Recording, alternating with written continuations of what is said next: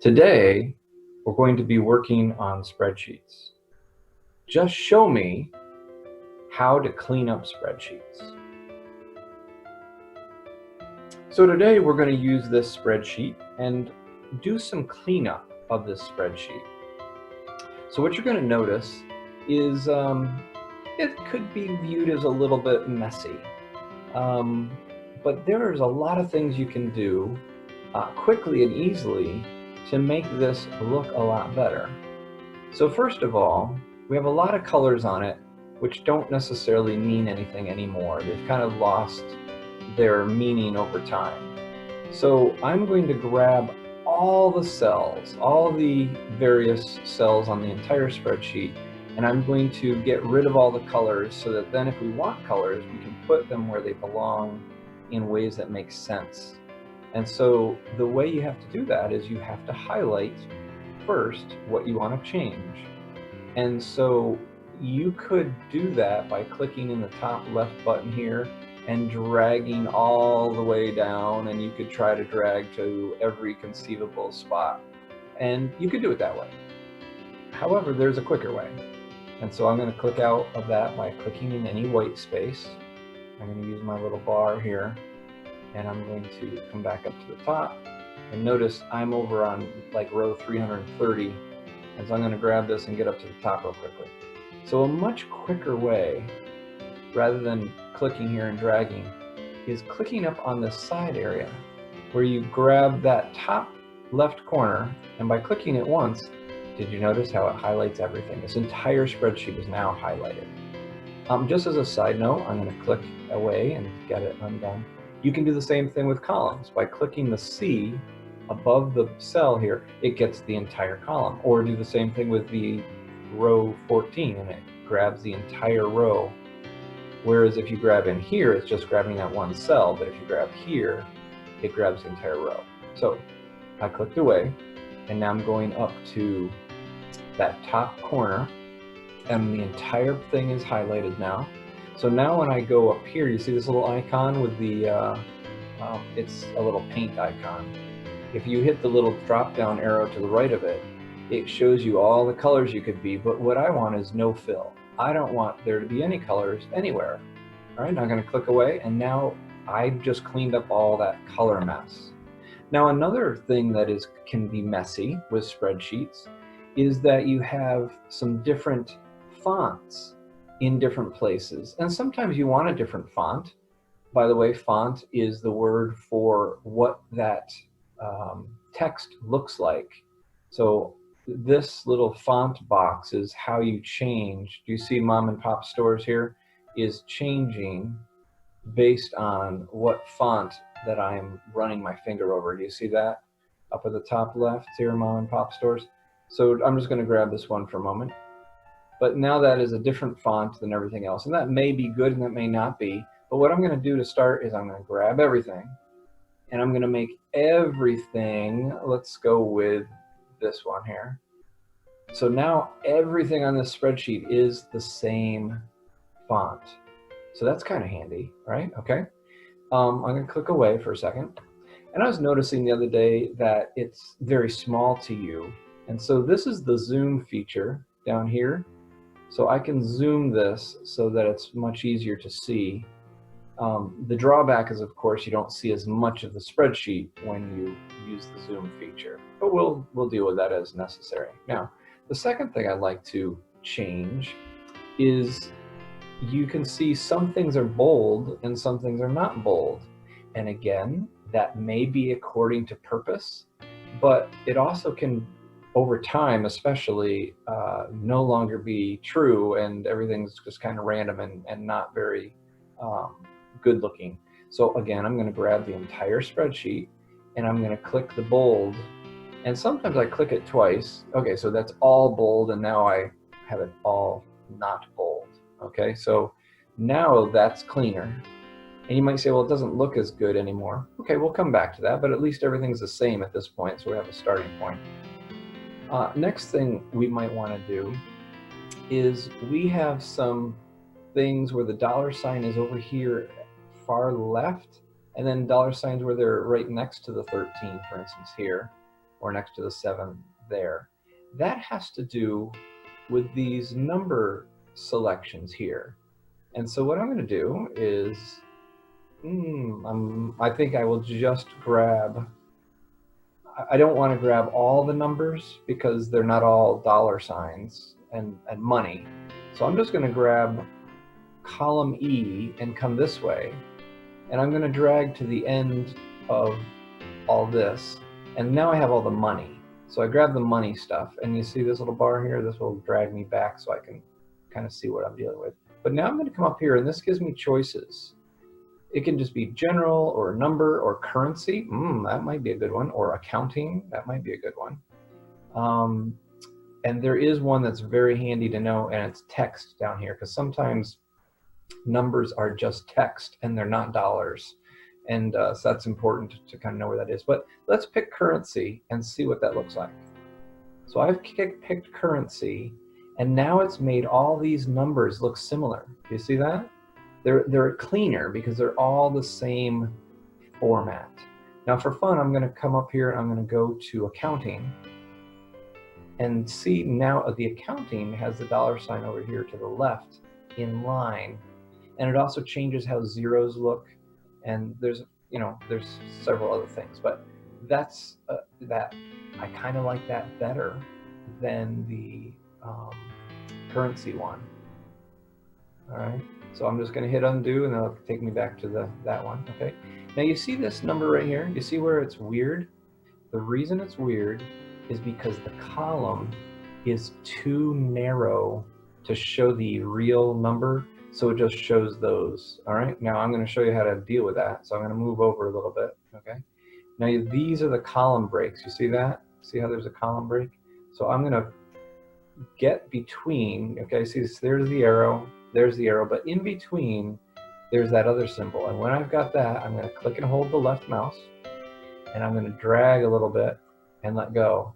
And now it made it big enough for the number so it doesn't have that little symbol.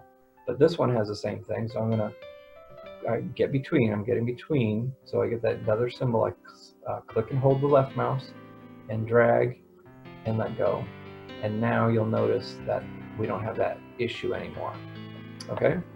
Now I'm going to show you one more shortcut to this. I am going between. I'm grabbing, and this time I'm going to make narrower. And it's going to put all of those, oh, wow, okay. It made all of them not good because I shrunk all of them, and I'll tell you why later. But anyway, so I'm going to click out, and I'm going to, let me hit undo first of all. Okay, and I'm going to click out, and I'm just going to narrow this one, make that one narrow. Okay, so now I've got that problem again. Now instead of getting between and clicking and holding and dragging, I'm going to do a shortcut, and that is just double click on the space in between. I'm not going to drag, I'm just going to double click. And when you double click that, it automatically makes the column wide enough for the widest thing in that column. Let me come over here and show you. You see this shift thing? I've sorted it according to what shift they work. If I double click this, it suddenly makes that column as wide as it needs to be so that all of them show. Let me do that over here. You see how it made it narrow, but the widest thing in that particular column is mom and pop stores. And so therefore it made that be the widest. Now I'm going to teach you one more thing. I could grab this and make it narrow, and it'll let me do that. And mom and pop stores actually overflows into the next cells. And there's a way that I made that do that. And there's also a way that it won't do that, but that'll be for another lesson. But there's some sorting things. Now, I'm kind of liking this. This is kind of looking good. I don't like the looks of it. And it's because weekly is not centered. And the reason it's not centered, because if I'm going to click out for a second. When I click in here, you see how it's set to be centered? This is the center thing. This is the left. This is the right. But even when I hit the right, it's not all the way over. And the reason is because, let me click on it, and I'm going to come up into this box. This is kind of where you can work on things.